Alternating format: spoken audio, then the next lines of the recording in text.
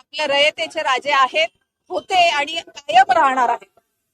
छत्रपती शिवाजी महाराजांनी हिंदूंसाठी, माता भगिनींसाठी आणि आपल्या सर्व भारतीयांसाठी जे काही स्वतःचं आयुष्य पणाला लावलं, अशा छत्रपती शिवाजी महाराजांची तुलना टिपू सुलतानशी करणं हे किती वाईट आहे हे याचे शब्दातही आम्ही सांगू शकत नाही. टिपू सुलतान म्हणजे धर्मांतरण करणारा व्यक्ती, टिपू सुलतान म्हणजे मंदिरं पाडणारा माणूस, आणि अशा माणसाशी तुलना आपण आपल्या आराध्य दैवताशी करतो. म्हणजे हे किती खालच्या पातळीला हे काँग्रेसचे लोक गेलेले आहेत हे तुम्हाला सगळ्यांना दिसतच. काय नेमकी आता इथून पुढची भूमिका असणार आहे? आज आंदोलन केलं, काही वेळा तुम्ही थांबलंय पण आंदोलन, तर पुढे काय?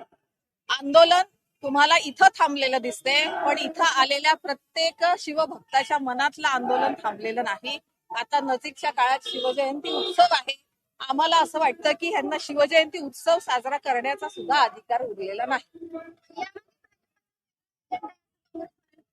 आता काँग्रेसवाल्यांनी एवढी मोठी चूक केली, एवढा मोठा अपराध केलेला आहे, त्याच्यावर पांघरुण घालण्याचं काम ते करतायत.